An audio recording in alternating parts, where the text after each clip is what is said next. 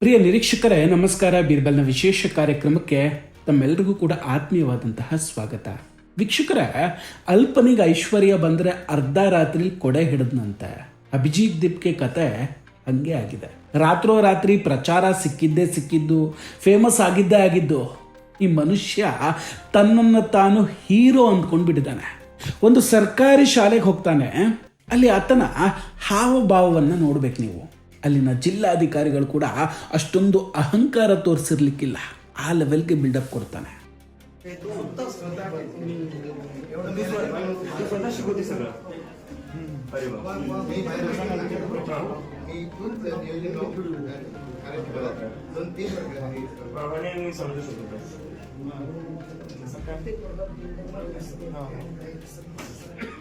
ತಾನೊಬ್ಬ ದೊಣ್ಣೆ ನಾಯಕ ಅನ್ನೋ ಫೀಲಿಂಗ್ ನಲ್ಲಿ ಇದ್ದಂಗಿದೆ ಈ ಮನುಷ್ಯ. ಮಜಾ ಏನಂದ್ರೆ, ಈಗ ಈತನ ಕಣ್ಣು ಬಿದ್ದಿರೋದು ಮೋದಿಜಿಯ ಆ 8,452 ಕೋಟಿ ರೂಪಾಯಿಗಳ ಮೇಲೆ. ಅಷ್ಟಕ್ಕೂ ಏನಂತ ಈಗ ಈತನ ಗೋಳು, ಯಾವುದಾ ದುಡ್ಡು, ಎಲ್ಲವನ್ನ ಮಾತಾಡ್ತಾ ಹೋಗ್ತೀನಿ. ವಿಡಿಯೋವನ್ನ ಕೊನೆವರೆಗೂ ಮಿಸ್ ಮಾಡದೆ ನೋಡಿ. ಇನ್ನೂ ಕೂಡ ನಮ್ಮ ಬೀರ್ಬಲ್ ಚಾನಲನ್ನು ಸಬ್ಸ್ಕ್ರೈಬ್ ಮಾಡಿಲ್ಲ ಅಂದರೆ ಈ ಕೂಡಲೇ ಸಬ್ಸ್ಕ್ರೈಬ್ ಮಾಡಿ ಹಾಗೂ ಬೆಲ್ ಐಕಾನನ್ನು ಕ್ಲಿಕ್ ಮಾಡಿ. ವೀಕ್ಷಕರ, ಇಷ್ಟು ದಿನ ರಾಹುಲ್ ಅಂಡ್ ಗ್ಯಾಂಗ್ದು ಒಂದೇ ಒಂದು ಗೋಳು, PM ಕೇರ್ಸ್ ಫಂಡ್ ಹಣ ಎಲ್ಲಿ ಹೋಯ್ತು ಅಂತ, ಯಾರು ತಿಂದ್ರು ಅದನ್ನ, ಯಾರು ಲೂಟಿ ಮಾಡಿದ್ರು ಅಂತ. ಅಷ್ಟಕ್ಕೂ ವೀಕ್ಷಕರ, ಈ PM ಕೇರ್ಸ್ ಅಂದ್ರೆ ಪ್ರಧಾನಮಂತ್ರಿ ಕಾರ್ಯಾಲಯ 2020 ಕರೋನಾ ಸಂಕಷ್ಟದ ಸಮಯದಲ್ಲಿ ಇಡೀ ದೇಶದ ಜನರ ಮುಂದೆ ತುರ್ತು ಪರಿಸ್ಥಿತಿಯನ್ನ ಎದುರಿಸೋದಕ್ಕೆ ದೇಣಿಗೆಯನ್ನು ಕೋರಿತ್ತು. ಆಗ ಒಂದಷ್ಟು ನಿಧಿ ಕೂಡ ಸಂಗ್ರಹ ಆಗಿತ್ತು. ಇಲ್ಲಿ ಇನ್ನೊಂದು ಮಜಾ ಏನಂದ್ರೆ, ಅವತ್ತು ದೇಶ ಸಂಕಷ್ಟದಲ್ಲಿದ್ದಾಗ ಹಣ ಕೊಡದೇ ಇದ್ದಂಥವರು ಇವತ್ತು ಎಲ್ಲಿ ಹೋಯ್ತು ಆ ಹಣ, ಲೆಕ್ಕ ಕೊಡಿ ಅಂತ ಕೇಳ್ತಾ ಇದ್ದಾರೆ. ಈಗ ವಿಷಯ ಏನಂದ್ರೆ, ಮೋದಿಜಿ ಅದರ ಪ್ರತಿ ಪೈಸೆಯ ಲೆಕ್ಕವನ್ನ ಕೊಟ್ಟಿದ್ದಾರೆ. ಎಲ್ಲರೂ ತಲೆ ಮರೆಸ್ಕೊಂಡು ಬಿಟ್ಟಿದ್ದಾರೆ. ವೀಕ್ಷಕರ, ವಿರೋಧ ಪಕ್ಷದ ನಾಯಕರು ಸರ್ಕಾರದ ಬಳಿ ಹಣ ಇಲ್ಲ, ಎಲ್ಲವನ್ನ ದುರುಪಯೋಗ ಪಡಿಸಿಕೊಳ್ಳಲಾಗಿದೆ ಅಂತ ತುಂಬಾ ಕೂಗಾಡ್ತಾ ಇದ್ರು. ಆದರೆ ಈಗ ಬಿಡುಗಡೆಯಾಗಿರುವಂತಹ ಆಡಿಟ್ ವರದಿಯ ಪ್ರಕಾರ PM ಕೇರ್ಸ್ ನಿಧಿಯಲ್ಲಿ ಪ್ರಸ್ತುತ ಬರೋಬ್ಬರಿ 8,452 ಕೋಟಿ ರೂಪಾಯಿಗಳು ಇದೆ. ನಿಜ, 8,452 ಕೋಟಿ ರೂಪಾಯಿಗಳು ಇನ್ನೂ ಹಾಗೆ ಭದ್ರವಾಗಿ ಉಳಿದುಕೊಂಡಿದೆ. ಇದರಲ್ಲಿ ತುಂಬಾ ಕುತೂಹಲಕಾರಿ ಮತ್ತು ಜಾಣತನದ ಆರ್ಥಿಕ ನಿರ್ವಹಣೆಯ ವಿಷಯ ಏನಂದ್ರೆ, ಈ ಒಟ್ಟು ಮೊತ್ತದಲ್ಲಿ 7,846 ಕೋಟಿ ರೂಪಾಯಿಗಳನ್ನ ಫಿಕ್ಸ್ಡ್ ಡೆಪಾಸಿಟ್ ಆಗಿ ಇಡಲಾಗಿದೆ. ಕೇವಲ 65 ಕೋಟಿ ರೂಪಾಯಿಗಳು ಮಾತ್ರ ಕರೆಂಟ್ ಅಕೌಂಟ್ನಲ್ಲಿದೆ. ಅಷ್ಟೇ ಅಲ್ಲ, ಬ್ಯಾಂಕ್ನಲ್ಲಿರುವಂತಹ ಈ 7,846 ಕೋಟಿ ರೂಪಾಯಿಗಳ ಫಿಕ್ಸ್ಡ್ ಡೆಪಾಸಿಟ್ಗೆ ಪ್ರತಿ ವರ್ಷ ಬರೋಬ್ಬರಿ 469 ಕೋಟಿ ರೂಪಾಯಿಗಳ ಬಡ್ಡಿ ಆದಾಯ ಬರ್ತಾ ಇದೆ. ಈ ಬಡ್ಡಿಯ ಹಣವೂ ಸಹ ನೇರವಾಗಿ ಇದೇ PM ಕೇರ್ಸ್ ನಿಧಿಗೆ ಸೇರ್ಪಡೆಯಾಗ್ತಾ ಇದೆ. ಇದು ಸರ್ಕಾರದ ಆರ್ಥಿಕ ಶಿಸ್ತಿಗೆ ತುಂಬ ಒಳ್ಳೆ ಉದಾಹರಣೆ ಆಗಿದೆ.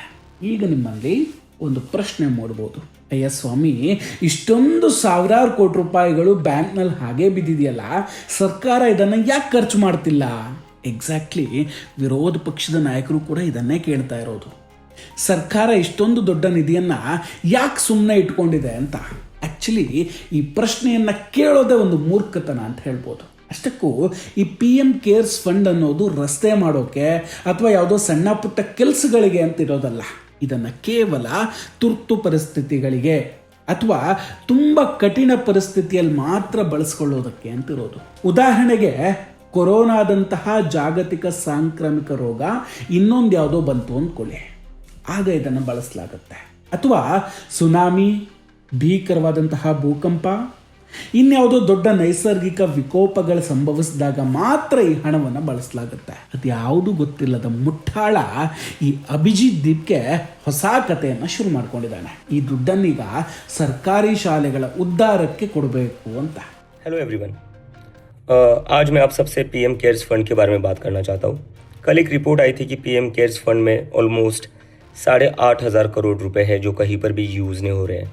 It's not being used at all. एक तरफ 8,500 करोड़ रुपए वैसे ही पड़े हुए हैं और दूसरी तरफ हम देख रहे हैं कि इस देश के बच्चे स्कूल के लिए अच्छी रोड हो उसके लिए रो रहे हैं, स्कूल में बेंचेस हो उसके लिए रो रहे हैं, स्कूल में पीने का पानी हो उसके लिए रो रहे हैं। तो ये पैसा हम उन बच्चों की स्कूल्स के लिए क्यों नहीं यूज़ कर रहे हैं?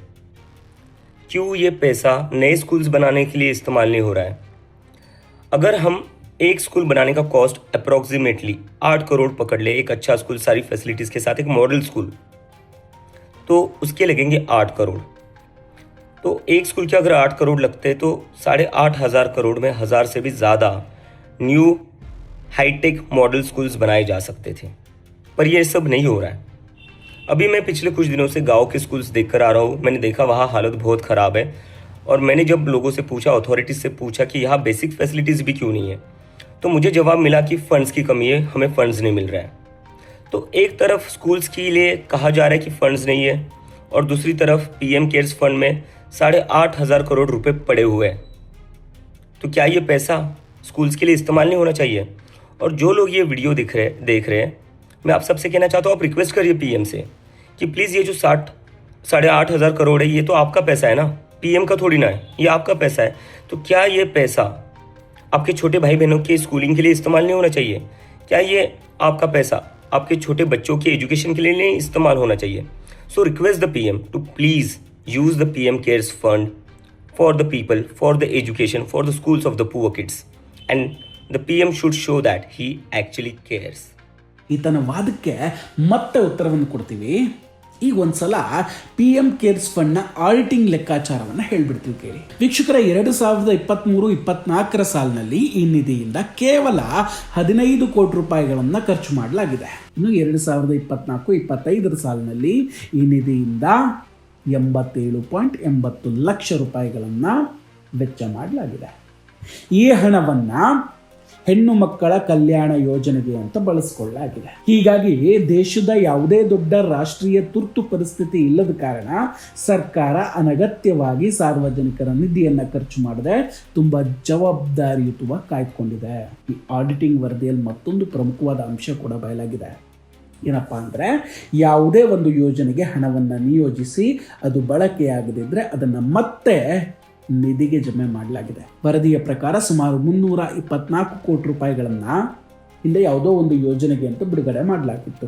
ಆದರೆ ಅಲ್ಲಿ ಆ ಹಣ ಪೂರ್ಣ ಪ್ರಮಾಣದಲ್ಲಿ ಬಳಕೆಯಾಗದ ಕಾರಣ ಆ ಇಡೀ ಮೊತ್ತವನ್ನು ಪುನಃ PM ಕೇರ್ಸ್ ಫಂಡ್ಗೆ ರೀಫಂಡ್ ಮಾಡಿಕೊಳ್ಳಲಾಗಿದೆ. ಪ್ರತಿಯೊಂದು ಪೈಸೆಗೂ ಇಲ್ಲಿ ದಾಖಲೆಗಳಿದೆ ಅನ್ನೋದಕ್ಕೆ ಇದಕ್ಕಿಂತ ದೊಡ್ಡ ಪುರಾವೆ ಬೇಕಾ? ಆಗಲೇ ಹೇಳ್ದಂಗೆ ಕೊರೋನಾ ಬಂದಾಗ 2020 ಮತ್ತು 2021 ಅವಧಿಯಲ್ಲಿ ದೇಶ ವಿದೇಶಗಳಿಂದ ಭಾರೀ ಪ್ರಮಾಣದ ದೇಣಿಗೆ ಹರಿದು ಬಂದಿತ್ತು. ಆಗ ಬಂದಂತಹ ಒಟ್ಟು ಮೊತ್ತ ಸರಿಸುಮಾರು 70,71,184 ಕೋಟಿ ರೂಪಾಯಿಗಳು.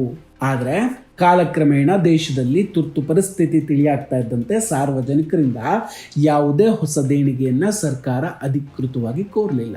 ಪ್ರಸ್ತುತ ವರ್ಷದ ವರದಿಯಲ್ಲಿ ದೇಣಿಗೆ ಸಂಗ್ರಹಣೆಯಲ್ಲಿ ಭಾರೀ ಇಳಿಕೆ ಕಂಡು ಬಂದಿದೆ.